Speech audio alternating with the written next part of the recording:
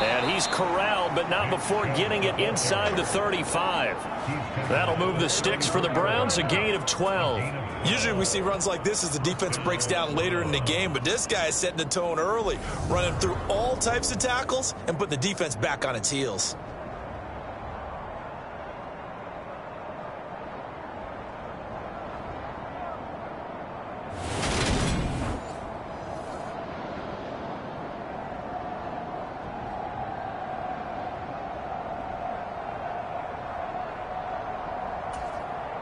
From the 34 now, here's 1st and 10.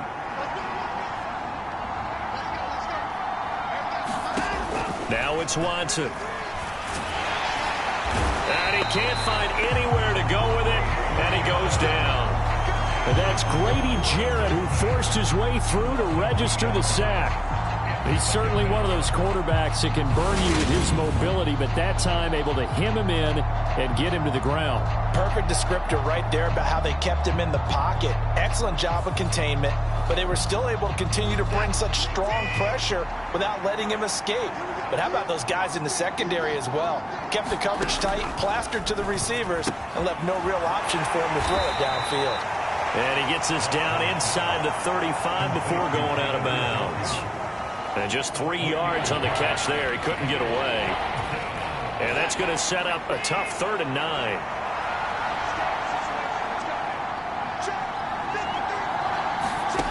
Watson now to throw. That's complete to Peoples-Jones. And he is out of bounds inside the 30. Well, Watson will step away, and out comes Cade York to handle this 4th down field goal try for the Browns. York able to send this one through, and the Browns are out to a 3-0 lead.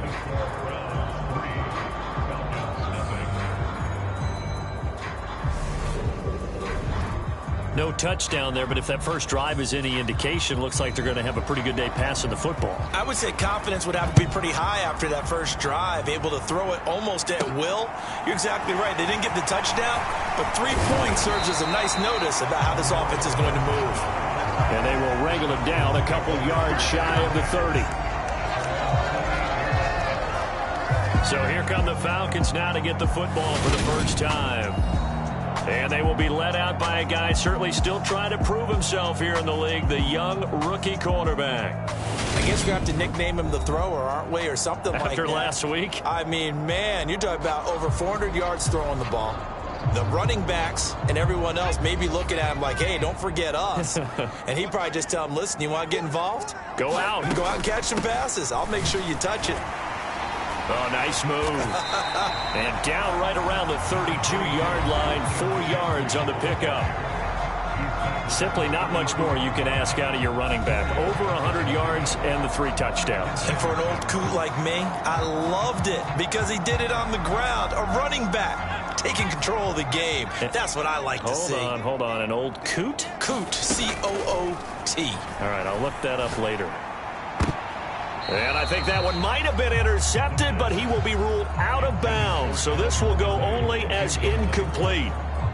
So after the 2nd down incompletion, they'll come up now against a 3rd and 6. They're going to look to throw. Pitch and catch here to Travis Kelce. And he's got some space here. And he'll take this to the other side of midfield before going out of bounds. Give him 19 there as the drive marches forward. When you give up points on the opening drive, in this case a field goal, you'd hate to go 3 and out. They avoid that. They do, and it's also walking that fine line mentally, too, as a coach, isn't it? Because you want to emphasize to your team exactly what you said. All right, we gave up a field goal. Let's go back and at least equal that, guys. But if we don't, you don't want them to feel like it's the end of the world either. Nice that they were able to pick up the first down there, help them relax a little bit. Showing off the quick feet that time and getting forward for a pickup of 3 yards.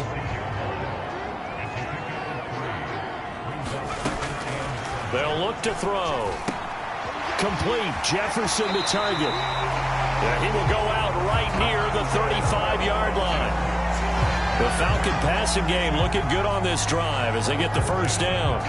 Sensational he was last week, over 200 yards. And the simple quote that we saw this week was, keep him in front of us. They're going to have to do that. And when they say that, it means tackling him after the catch.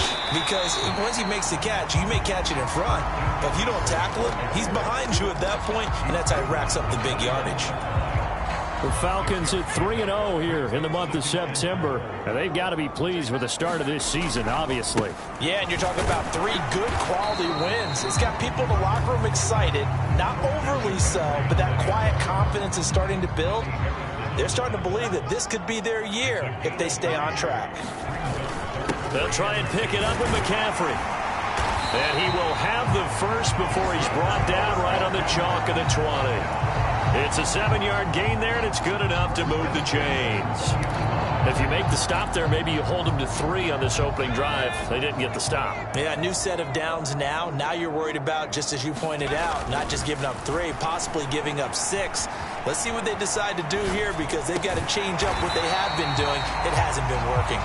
And they're going to be set up now with the ball at the 13-yard line.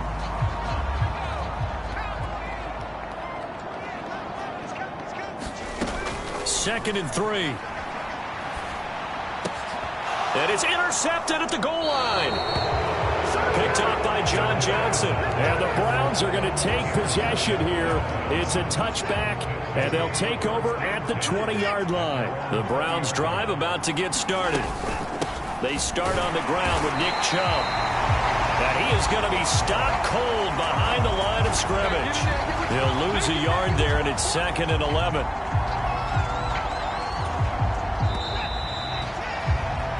3-0 after 1 on EA Sports.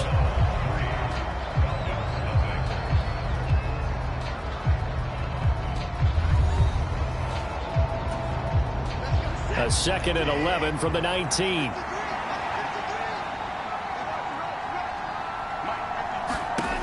Here's Watson. And a loose football.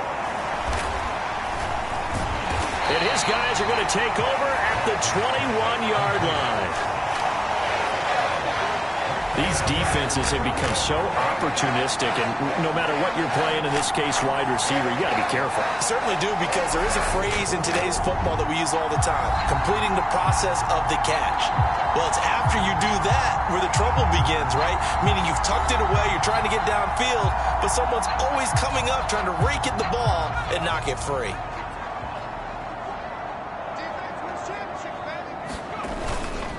They'll give it up to McCaffrey.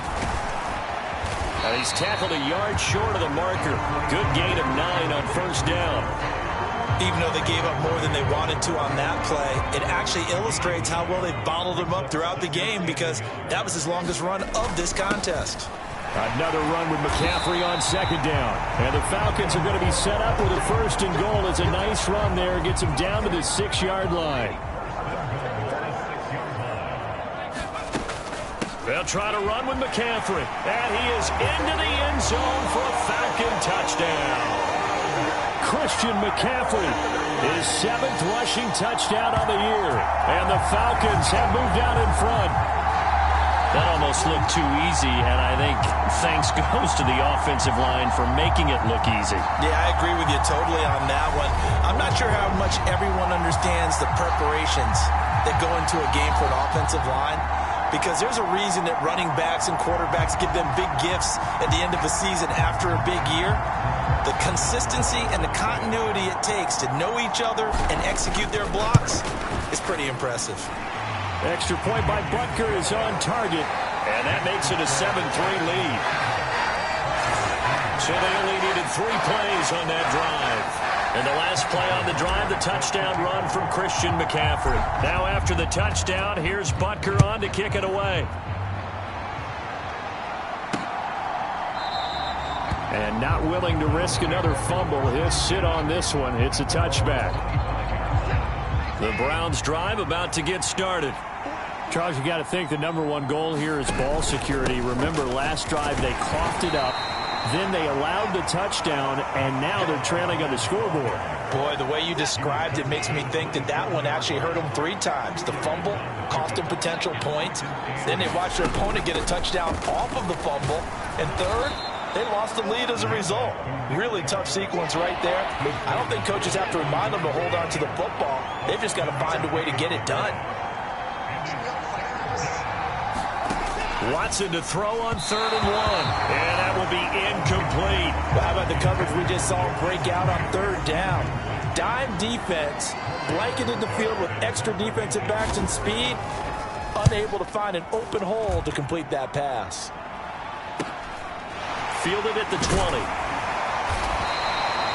A very nice punt that time, but they get 11 back on the return. And it will be Falcon football. Out comes Christian McCaffrey with the rest of the offense. First month of the season, those numbers pretty solid. Does he continue that? I think so, because when you come out of the gate this strong, that means that you have planned for it and you like the results that you're getting. So I wouldn't have any doubt that the head coach, offensive coordinator, actually called him in and said, look, you're our guy, okay? We're going to continue to stick with this as long as we're winning games. You ready for the challenge? And then they presented it to the rest of the team. I think we'll see plenty of that as the season moves on. I'm sure he said challenge accepted. Last play, they got stuffed at the line. Different story here, over 20 yards. On 1st down, he'll drop to throw. Oh, it's intercepted. He was trying to get it to Ridley. Picked up by Deion Jones, the linebacker. And the Browns will take over possession here up at the 44. The Browns drive about to get started. They'll start in excellent field position following the INT. And he gets us to the other side of midfield across the 45 before going out. Give him 13 yards on the opening play of the drive and also give him a 1st down. Here's Watson. And that is incomplete. He couldn't hold on through the contact. Brings up 2nd down. All right, I need you to check my eyes here. This entire unit defensively, I think, has looked really strong in the first half, especially in the secondary. They've been cohesive, fast to the football. We just saw another example arriving there to help knock that one away. To throw once more on 2nd and 10. Watson, and he's going to have to eat this one as down he goes. Jerry Hughes too strong as he's in for the sack. And no matter what the situation, the O-line just hates that because they feel like they didn't protect little brother back there, right? Yeah, and that's just so difficult for them because just think about every single play. When you decide to throw the football, you're dealing with some of the best athletes on the planet. You talk about guys, if they weren't playing football, they'd be starring in the NBA at power forward. It's a really difficult task. Here we go on 4th. Watson, he's got his tight end, David Njoku. And he's going to pick up the Browns' 1st down as they manage to convert, and that'll keep the drive alive.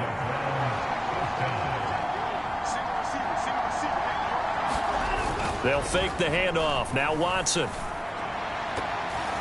And that'll be off the mark, too far out in front, and it's incomplete.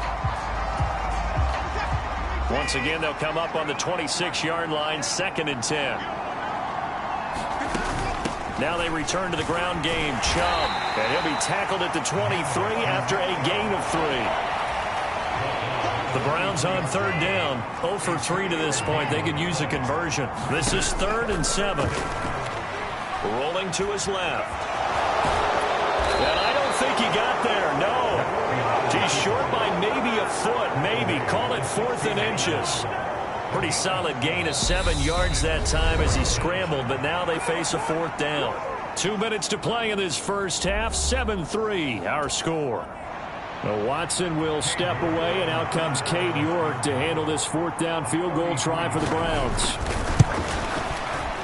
York able to send this one through, and they'll get it back within a point at 7-6. Well, still some climbing left to do to get back to even, but forcing a turnover and getting the field goal there, that's a small step toward erasing the early deficit. Absolutely. That interception field goal, that's the beginning of what they hope will be several steps towards erasing that deficit and building a lead of their own by the time this game is over. The Atlanta offense out there for their next drive. And 2 interceptions already here in this first half. That's got to affect him a little bit, right? He's got to be thinking about it. He's got to be thinking about it, but most of the good ones, they find a way to put it aside. They're not happy about it by any stretch of the imagination. They find a way to put it aside and continue to play their game. Can he put it aside? A Let's find out. So that changes things a bit. Here's a 1st and 10 all the way down at the 35. He gets this to Devontae Adams. And he'll be marked down right at the 20-yard line. As a general rule, offensive linemen like to know where their quarterback's going to be when he's setting up to throw the football. But sometimes they just have to get on the run, get on the move. He was able to do that on that play and picks up a 1st down with a nice throw. And he'll be out of bounds, taking it just shy of the 10 at the 11 or the 12. 2nd and 2.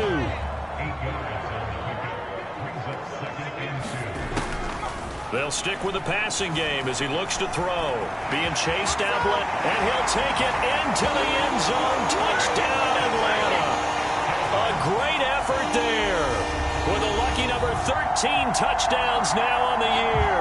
As his guys are able to extend their lead. Well, the defensive coverage was good, so good he just decided to make a play of his own, and it worked out. Yeah, you often wonder if they think to themselves, was the coverage too good to allow him to run the football? I think you'd rather take your chances with him doing exactly that, and he beat him on that play all the way to the end zone. They'll look to throw. And he's got it. So the try for 2 successful. And that bumps their lead up even further. And, of course, on the 2-point try, had the option to run or pass. They pass it there, and it works. Felt pretty straightforward, didn't it? An open receiver, ball's put on him, 2 points for them. Now after the touchdown, here's Butker on to kick it away. And not willing to risk another fumble. He'll sit on this one. It's a touchback. 2 fantastic games coming up to wrap up Week 4, the first weekend in October. Tonight, the Chiefs and Buccaneers from Tampa. That's a rematch of Super Bowl 55, of course. And then Monday night, rematch of last year's NFC Championship game, the Rams and Niners from Santa Clara. Coverage on that one, 8:15 Eastern. Now the Browns will use the first of their 3 timeouts, as the stoppage will come with a little under a minute to go in this first half. A 1st and 10 here, and you know, if they could just get 3 out of this, something about whittling it to a 1-score game at half that might provide a psychological boost. And he'll go out near midfield at the 49. Back-to-back good plays have him on the move on 1st down. To throw is Watson. And there is Amari Cooper, his first catch. Now another timeout called for by the offense as the clock stops here with 46 seconds remaining in the first half. So from the 36 now, 1st and 10. Again, it's Watson. Throw complete to Bell. There it is, the defense waking up after 3 plays that hurt them. Finally, they stand up. They have a little pride, too, you know. 3 straight first down type plays. Yeah, they wanted to make one stick on their side, didn't they? Throwing again on 2nd down. Watson drops it off for Chubb. And they're going to move it down to inside the 25. We often talk about understanding the playbook, understanding progressions, and understanding what the defense is doing. We saw into a double team, and it's intercepted. Picked off by Casey Hayward. And the Falcons are going to take over once again, and they'll have it at their own 8-yard line. You got to know as a quarterback that's going to be tough to outthink this guy in the defensive backfield. He's been at it 11 years now, so he knows all the ins and outs of the position, and he's in the right spot there to come up with the interception. Looking for Kelsey on the deep ball. And for the 3rd time here in this half, it's intercepted. Picked up by Denzel Ward. And the Browns are going to take possession of the football. Well, Charles, you know, so close to halftime there. You throw the interception. Not only that, you do give it to them in plus territory as well. Yeah, they were pushing real hard to try and get something more on the board on their side of the ledger right before the half. Looking at it with 20/20 hindsight, though, might have been better to hand it off a few times, hoping to get something to break instead of putting the ball in the air and, of course, putting the ball in jeopardy. So we are at halftime here in Atlanta with the Falcons out in front. As we send you down to Orlando, where Jonathan Coachman has our EA Sports halftime report. Coach. All right, Brandon, we'll get back to you guys in a bit. But first, let's take a look around the NFL here on this first Sunday of October. We begin across the Atlantic in London, Minnesota, and New Orleans in the first of 5 games in this year's NFL International Series, where it was the Vikings acting as the visiting team who were able to come out on top. Kirk Cousins, excellent in the victory as his guys moved to 3-1 after 4 games. Next, let's get over to Baltimore to check on the Ravens at home at M&T Bank Stadium. And you can see they trail the visiting Buffalo Bills in that ball game. Stephon Diggs, a touchdown reception. Finally, we'll save the biggest for last as we head to AT&T Stadium to see what's happening with the Cowboys at home in Arlington. As you can see the score there in the second quarter, Dak Prescott has thrown a touchdown pass. Meanwhile, in our game, it's been a back-and-forth first half. Who can put it together in the second half? For the answer, we turn it back over to our broadcast team of Brandon Godden and Charles Davis. All right, Coach, thank you, and we welcome everyone back for quarter number 3. The Falcons back to receive. They've got the lead, and they'll get this football as the second half gets underway. Taken in at the 3. And all in all, a pretty solid return. Nearly got it to the 35. They'll mark him down officially at the 34. About set to begin their next drive. The Falcons offense at the line. And, Charles, they've got the lead. I would imagine the overall halftime tone was a positive one, but what do you think the talking points were in the locker room? Well, if there were 3 talking points at the half, partner, all of them were about turnovers because they were pretty loose with the ball. Otherwise, this lead could be even bigger. Now, I don't think that they... And that's caught inside the 30. And he is out of bounds, but not before he's inside the 30. So a 1st and 10 upcoming from Browns territory now as they're down to the 29-yard line. And that is caught. It's Ridley. Touchdown. Calvin Ridley, his first touchdown on the year. And the Falcons come right out of the locker room and score here in the opening minute of the 3rd quarter. And on that one, able to catch it, also able to have the wherewithal to take it in for the score. And how about the phases of a successful catch and a completion of a play? Look the ball in, secure the catch, and then, of course, the run after the catch that ends up in the end zone. So they elect to pass there on the 2-point try. Sometimes could prove risky there. It worked out. Yeah, and I love how you bring up that it can prove risky because if you get it intercepted and they return it, that's 2 points for the defense, but not on that play. Now after the touchdown, here's Butker on to kick it away. And not willing to risk another fumble. He'll sit on this one. It's a touchback. The Browns drive about to get started. And their halftime hole now even deeper. And they need a big drive here just to answer the first touchdown of the second half scored against them. They were down at the half. Now, as you mentioned, they're down a little bit bigger, but no time for discouragement. Just got to get back to it, right? Put your shoulder against the boulder and start pushing and try and get back to where you were to start the half. To throw again on 2nd down. Watson.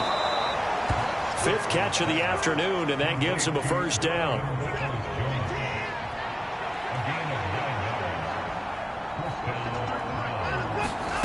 Watson.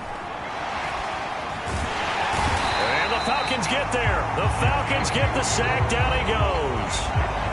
Jerry Hughes able to get in there for his 2nd sack of the afternoon. Throwing on 2nd and long. Watson. And he'll protect himself at the end here as he winds up getting pretty decent yardage. A nice job of eluding the pressure there, scrambling for 11. This offense in desperate need of a conversion as they come up on 3rd down. Back to throw, Watson. Going down the middle, and it's complete. And that's going to be good for another 1st down as the tackle's made at the Falcons' 39.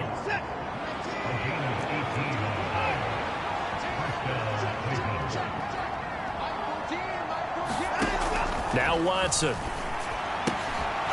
That's to the right side and complete to Njoku. And he gets it down a yard or 2 shy of the 30 before he's out of bounds. Now Chubb running right. And they'll be inside the 25 now at the 24. 7 yards there and a first down.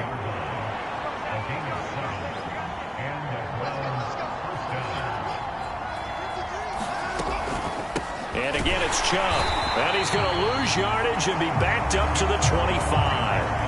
That play could never get started thanks to the defensive effort of Shaq Thompson. A rare misstep on that last play because the drive has been strong, but now it's 2nd and 12. And he can't get rid of it. He's taken down. Jerry Hughes getting him once again, his 3rd sack of the afternoon.